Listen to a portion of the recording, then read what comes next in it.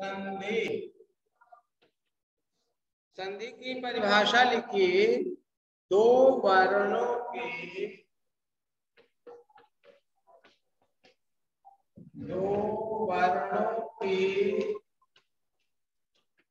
परस्पर मिलने से जो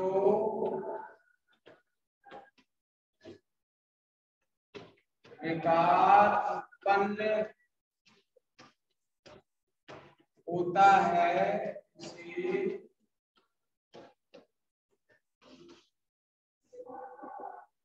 संधि कहते हैं। देखिए यहाँ लिखा हुआ है कि दो वर्णों के परस्पर मिलने से जो विकार उत्पन्न हो, विकार का मतलब होता है परिवर्तन। जब दो वर्ण आपस में मिलते हैं, दो वर्ण आपस में जब मिलते हैं तब उससे परिवर्तन होता है, कुछ न कुछ विकार निकलता है और उसी विकार को हम लोग संधि कहते हैं। अब जो है वर्ण के परस्पर मिलने की प्रक्रिया जो है स्वर के साथ स्वर का भी है, व्यंजन के साथ स्वर का है या व्यंजन के साथ व्यंजन का है। इस तरह से संधि के तीन भेद बन जाते हैं। परिभाषा आप सब लिख लिए, देख लो परिभाषा।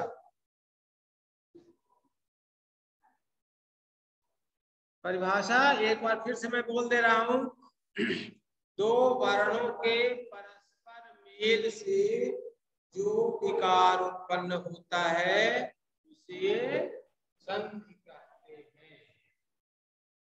अब हम देखेंगे संधि के भेद। संधि के तीन भेद होते हैं, स्वर संधि, व्यंजन संधि और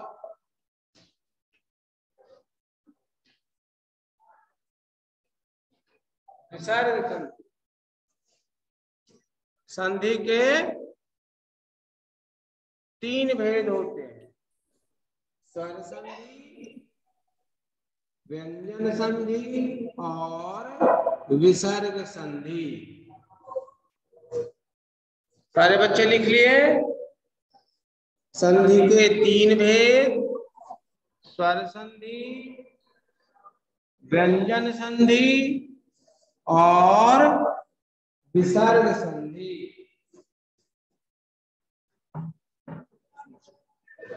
अब हम लोग एक एक करके तीनों संधि की परिभाषा को देखेंगे, समझेंगे कि स्वर संधि किसे कहते हैं, व्यंजन संधि की परिभाषा क्या होती है, विसर्ग संधि की परिभाषा क्या होती है। ये हम लोग क्रमशः देखेंगे और आप सब लिखेंगे भी। सारे बच्चे लिख रहे हैं?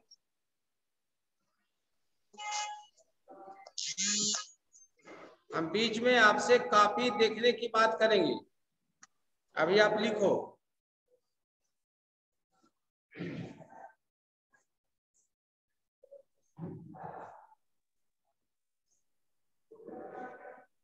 सबसे पहली संधि स्वर संधि।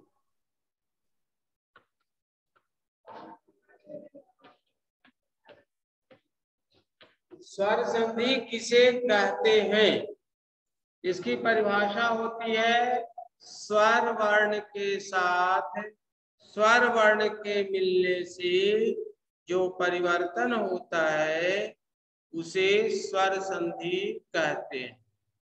फिर से सुनेंगे, बाईं तरफ यानी प्लस चिन्ह की बाईं तरफ स्वर वर्ण आया हुआ हो, दाईं तरफ भी स्वर वर्ण आया हुआ हो, तब इससे जो विकार उत्पन्न होगा उसे हम स्वर संधि कहते हैं। अब इसमें से कोई एक बच्चा बताएगा कि स्वर वर्ण की संख्या कितनी है। स्वर वर्ण कितने हैं, कौन बताएगा? कोई बच्चा बोलो, स्वर वर्ण कितने हैं? 13 है। स्वर वर्ण की संख्या 13। इसकी परिभाषा लिखिए। 13, हाँ। इसकी परिभाषा लिखो स्वर संधि की। स्वर वर्ण के साथ स्वर वर्ण के मिलने से जो विकार उत्पन्न होता है उसे स्वर संधि कहते हैं। यानी बाईं तरफ भी स्वर का अक्षर हो, दाईं तरफ भी स्वर का अक्षर हो, और उससे जो विकार निकले उसे हम स्वर संधि कहते हैं।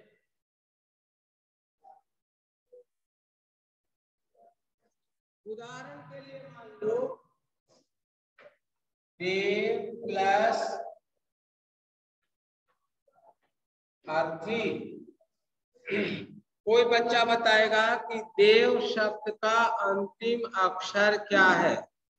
देव शब्द यदि आप लिखते हो तो इसके अंतिम में क्या लिखते हो, कौन सा अक्षर होता है?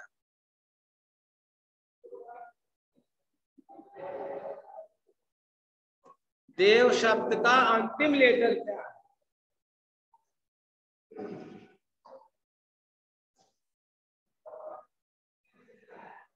देखिए, देव में कितना अक्षर है? द, ए, ब, आ। तो सबसे लास्ट अक्षर हो गया आ, और इधर से ले लिया आ, तो दोनों को यदि हम मिलाते हैं तो बन जाता है देवार्थी। देव प्लस अर्थी बराबर देवार्थी। सारे बच्चे समझ गए? फिर से इसको एक बार देखेंगे।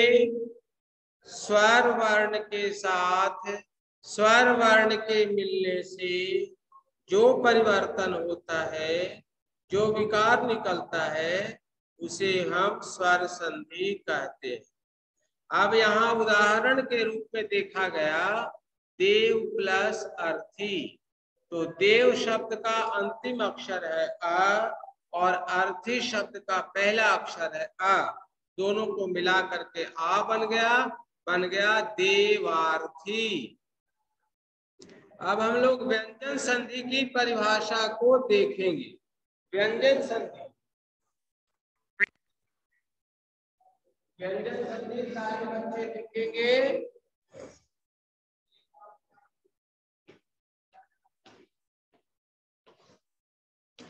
व्यंजन संधि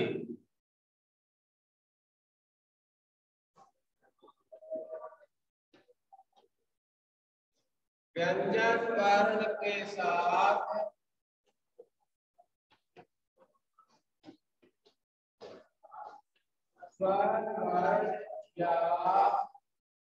स्वर वर्ण या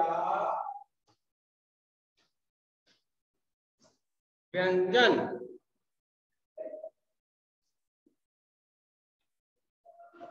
वर्ण के मिलने से जो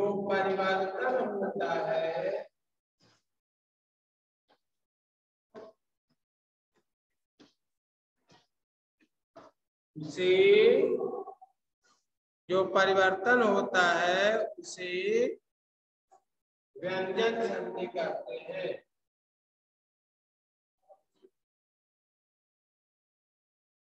व्यंजन संधि यहाँ पर हम लोग देख रहे हैं कि प्लस के बाईं तरफ में व्यंजन का कोई अक्षर आएगा और दाएं तरफ में स्वर भी आ सकता है या व्यंजन भी आ सकता है, और इसके बाद जो परिवर्तन होगा उसे हम व्यंजन संधि कहेंगे। उदाहरण,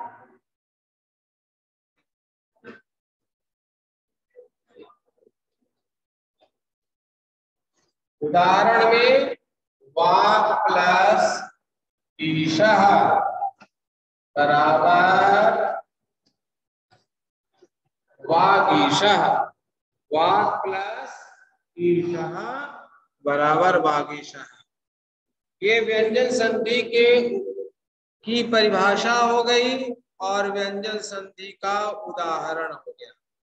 अब हम लोग देखेंगे विसर्ग संधि किसे कहते हैं। इसको आप लोग नोट करना।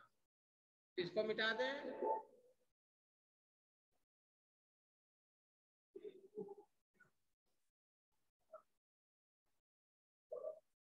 कोई बच्चा बोलो जिसको मिटा देना।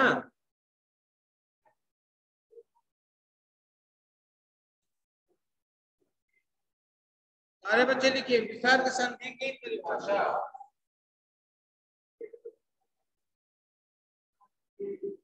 अब हम लोग देखेंगे कि विसर्ग संधि किसे कहते हैं।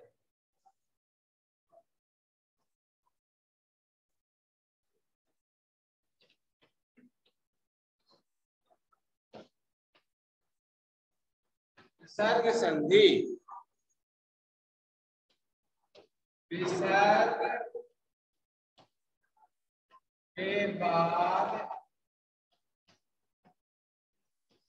स्वर या व्यंजन वर्ण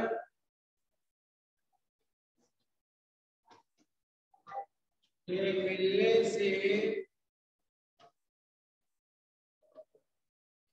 जो विकार उत्पन्न होता है उसे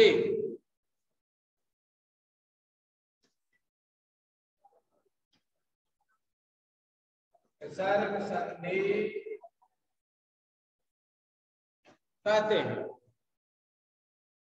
परिभाषा लिखेंगे, विसर्ग के बाद स्वर या व्यंजन वर्ण के मिलने से जो विकार उत्पन्न होता है उसे विसर्ग संधि कहते हैं।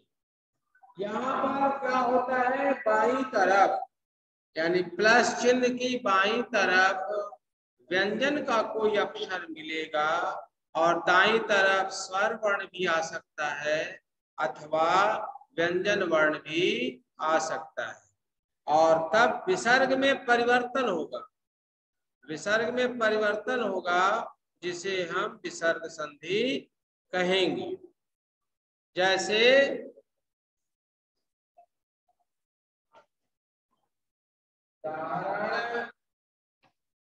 सरह प्लस वरह, सरह प्लस वरह क्या बनेगा, कोई बच्चा बताओ।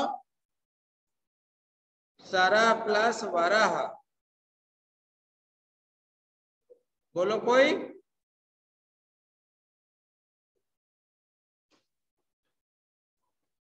सरोवरः, सरह प्लस वरह बराबर हो जाएगा सरोवरः। इतना लिख लिए सभी। चलिए सारे बच्चे वीडियो ऑन कर लीजिए और अनुवाद को एक एक करके हम लोग देखेंगे। मैं दौड़ता हूँ। सर मैं की संस्कृत क्या होती है, कौन बताएगा। वैष्णवी, मैं की संस्कृत, मैं की संस्कृत अहम। मैं दौड़ता हूँ, अहम धावामि। मैं दौड़ता हूँ की संस्कृत क्या हो जाएगी, अहम धावामि।